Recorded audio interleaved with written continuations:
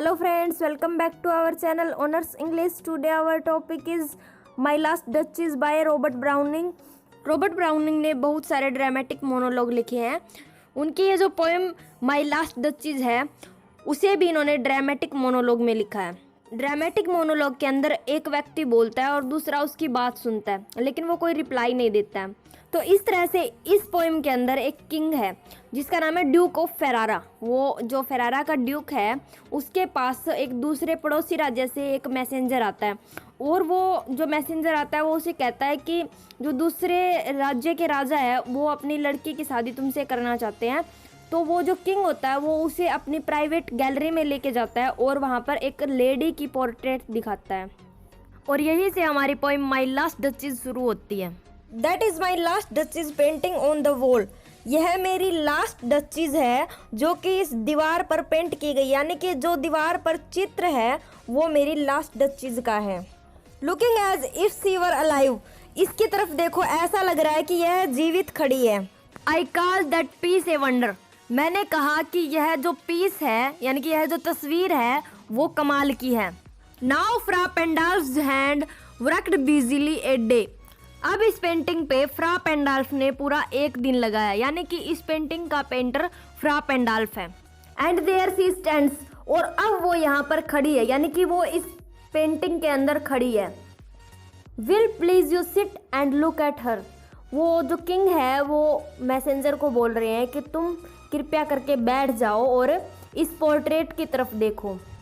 I said Fra Pandolf by design, मैंने Fra पेंडाल्फ को यह पिक्चर बनाने के लिए कहा था। For never read strangers like you, तुम्हारे जैसे स्ट्रेंजर्स है वो कभी नहीं पढ़ सकते। दैट पिक्चर्ड काउंटेनेंस, यानी कि इस पिक्चर में जो चेहरा है, the depth and passion of its earnest glance, इसके अंदर जो गहराई और जुनून है उसकी झलक जो दिखाई गई है, यानी कि तुम्हारे जैसा कोई भी अजनबी इस पिक्चर में दिखाए गए जुनून और गहराई को जान नहीं पाएगा। But to myself they turned, लेकिन सिर्फ मेरे लिए वो बनाए जाते हैं। Since none puts by the curtain I have drawn for you but I, यानी कि ये जो पर्दा मैंने तुम्हारे लिए हटाया है जिसके पीछे ये पिक्चर है उसे मेरे सिवा कोई नहीं हटा सकता। And seemed as they would ask me, यानी कि जो लोग इस पिक्चर को देखते हैं वो मुझसे पूछना चाहते हैं इफ़ दे ड्रस्ट, लेकिन वो ऐसा करने से डरते हैं। How such a glance come there, और जो लाली उसके गालों पर आई है सो नॉट द फर्स्ट, यानी कि तुम ऐसे पहले व्यक्ति नहीं हो।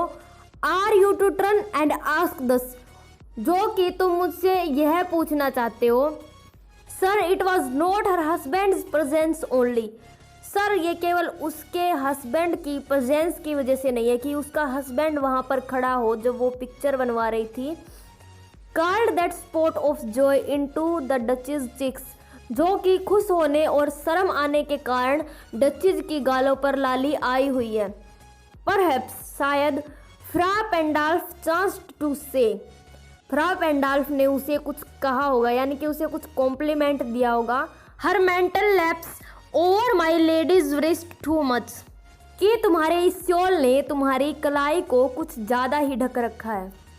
और paint must never hope to reproduce the faint half flush that dies along her throat, कि तुम्हारे गले पर जो लाली चमक रही है वो कभी कोई पेंट उसे प्रोड्यूस नहीं कर सकता, यानी कि तुम्हारे गले पर जो लाली दिखाई दे रही है वो किसी भी पेंट के द्वारा रिप्रोड्यूस नहीं की जा सकती। सच स्टफ वाज कोर्टेसी, और ये जो छोटा सा उसका तुच्छ सा कमेंट था, सी थॉट एंड केस इनफ, उसका ये छोटा सा कमेंट भी उसके लिए पर्याप्त मात्रा में था।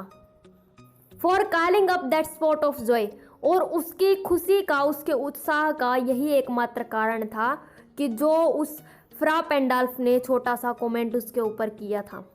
सी हैड ए हार्ट, उसका दिल ऐसा था। हाउ सेल आई से, कि मैं तुम्हें कैसे बताऊं। टू सून मेड ग्लैड, वो बहुत जल्दी खुश हो जाती थी।